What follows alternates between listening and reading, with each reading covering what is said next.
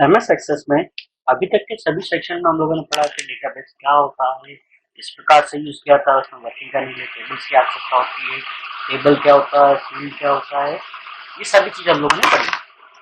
आज हम पढ़ेंगे कि एमएस एक्सेस में या डीबीएमएस सॉफ्टवेयर में रिलेशनशिप किसे कहा जाता है।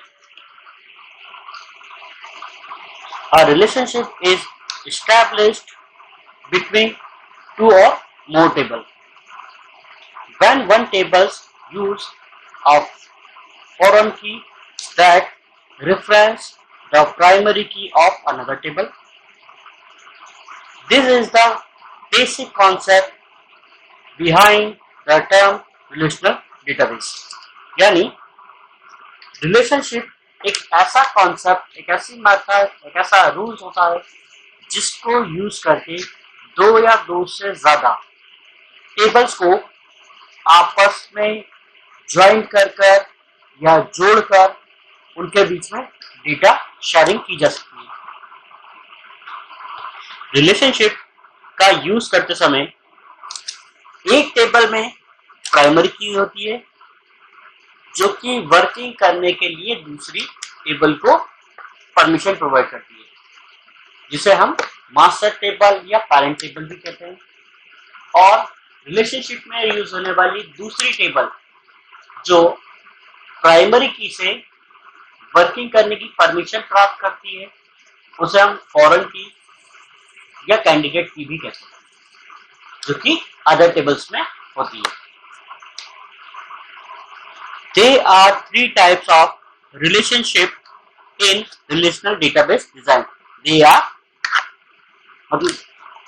रिलेशनशिप डेटाबेस सॉफ्टवेयर में तीन प्रकार की होती है, one two one, one to many या मेनी टू वन बोल सकता हूं इसे, और तीसरा होता है आपका मेनी टू मेनी। तो सबसे पहले हमारी है one to many,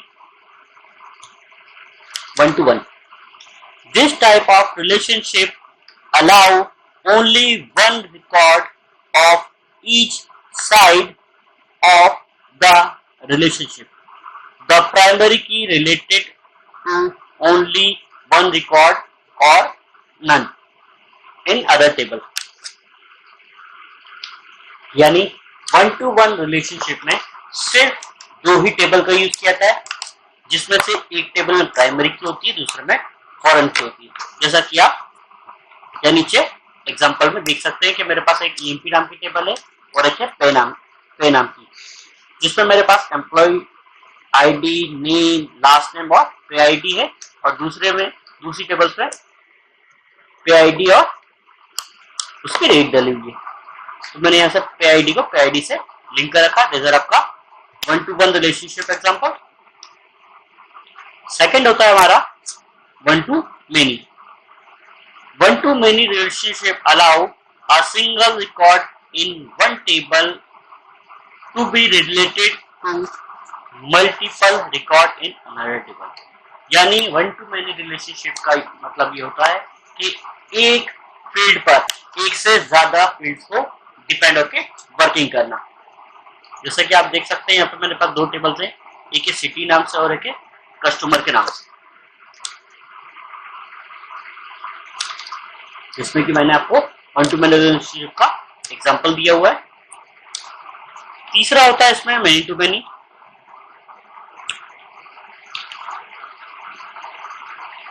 this is a complex relationship in which many record in a table can link to many record in another table. यानी मेनी रिलेशनशिप का मतलब होता है जिसमें एक से अधिक टेबल्स पर डिपेंड होकर वर्किंग या ऑपरेशन परफॉर्म करती है।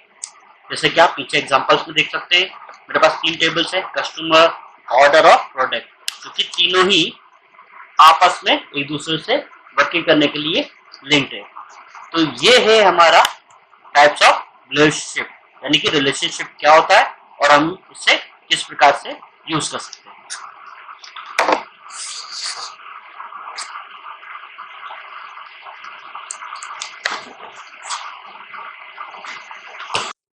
इसी में नेक्स्ट टॉपिक होता है हमारा डेटा नॉर्मलाइजेशन, यानी कि नॉर्मलाइजेशन क्या होता है। तो टॉपिक हमारा है What is a normalization?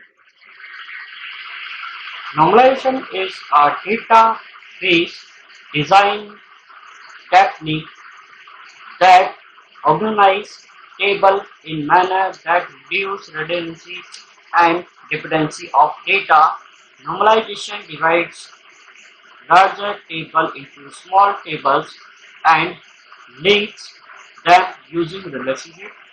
The purpose of normalization is to eliminate useless data and ensure that data is stored originally. यानी कहने का मतलब ये नॉर्मलाइजेशन डेटाबेस डिजाइनिंग की एक ऐसी टेक्निक है, एक ऐसा कॉन्सेप्ट है, एक ऐसी मेथड है जिसका यूज करके किसी बड़े डेटाबेस को स्मॉल डेटाबेस में कन्वर्ट किया जाता है और कन्वर्ट किए गए अलग अलग छोटे छोटे स्मॉल डेटाबेसेस को डेटा शेयरिंग के लिए रिलेशनशिप का उपयोग करके उन्हें आपस में जोड़ा जा सकता है। डेटा नॉर्मलाइजेशन के लिए first normal form, second normal form, third normal form, BCNF और फोर्थ नॉर्मल फॉर्म के द्वारा ही डिजाइन किया जाता है।